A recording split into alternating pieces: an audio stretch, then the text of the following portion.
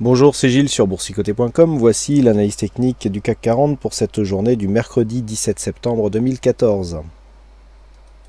Et donc aujourd'hui, c'est l'hésitation qui domine encore avec cette bougie en doji quasi parfait, puisqu'après après une ouverture, alors pourtant sur un gap haussier, j'en avais parlé hier, de cette probabilité, puisqu'on était aux alentours des 4430 au moment où je faisais mon analyse. Bon, on est resté finalement dans les mêmes eaux, avec donc une ouverture sur un gap haussier, qui a été comblé, certes, mais qui marque quand même un tournant assez intéressant, dans le fait que sur cette bougie, c'est la première fois depuis que nous sommes partis ici de cette phase de consolidation, et donc depuis cette grande bougie, la bougie à Draghi comme on l'appelle, eh bien que nous avons des points hauts et des points bas supérieurs aux précédents, ce qui marque une rupture ici dans cette évolution, donc dans la loi de dos, puisque nous avions soit un point bas, soit un point haut inférieur au précédent, et donc c'est la première fois que nous avons les deux qui sont supérieurs. Donc une rupture ici du point de vue de la loi de dos.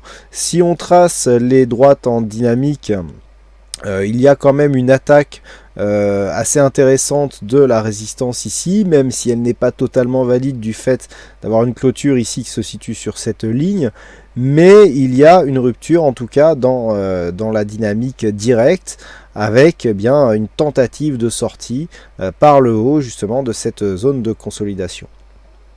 Du point de vue des indicateurs, c'est relativement stable avec un RSI qui est neutre, le stochastique qui est toujours sur un petit signal baissier, accompagné par le MACD qui continue aussi à la baisse. Par contre, ce qui est intéressant, c'est que sur cette phase de petite hausse, nous sommes sur des volumes qui sont supérieurs à la moyenne, qui sont en hausse par rapport aux précédentes séances, alors même que nous avons une séance hésitante. Donc je le dis souvent, une bougie d'hésitation qui intervient avec des volumes en légère hausse, cela en général dénote d'un changement de tendance, et donc nous verrons dans les prochains jours si cette configuration est respectée. En tout cas, en ce qui concerne donc la configuration, on le voit par rapport à cette phase de hausse. Alors j'attirais votre attention hier sur le fait que nous avions cassé le retracement des 23,6%. Malgré tout, on s'est arrêté ici sur la moyenne mobile 20 exponentielle. Donc, ce qui va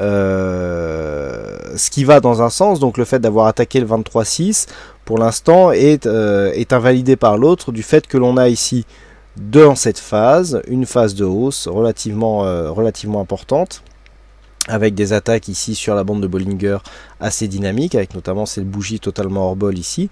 On l'avait vu, il y en a très peu tous les ans. Retour ici vers des moyennes mobiles, de tendance. Et sur le premier contact, donc qui donne le retour sur cette moyenne mobile, on commence à remonter. Donc on peut ici préfigurer et avoir un début de rebond. Mais ce n'est sans compter la macroéconomie. Je rappelle que ce soir, donc il y a la Fed qui définit ses peut-être nouveaux taux directeurs, et qu'il y a un rapport donc du FOMC avec un discours de Madame Yellen qui pourrait réorienter les tendances actuelles. Donc une attente qui est somme toute relativement logique, mais dans une prédisposition plutôt haussière. On a une dynamique ici qui reste largement orientée à la hausse, avec une consolidation qui est très mesuré, à peine 23,6% de Fibonacci. On s'est arrêté sur la moyenne mobile 20 exponentielle, on commence à rebondir. On n'a même pas attaqué le retracement des 38,2. Si dans cette configuration, on revient ici en direction des 4500-4510 points, eh bien nous serons toujours en présence d'une dynamique forte, puisque la consolidation ici n'est même pas venue sur le retracement des 38,2%. Donc, comme je viens de vous le dire, l'analyse technique a ses limites. Ce soir, c'est la Fed qui va faire la tendance. Donc il faudra voir demain où est-ce que nous allons ouvrir. Si on ouvre ici, au-delà de cette zone, et notamment suite à une forte hausse, dans cette zone entre 4420 et 4460 points. Il y a tout lieu de penser que nouvelle direction sera impulsée ici en direction des 4500-4510 points.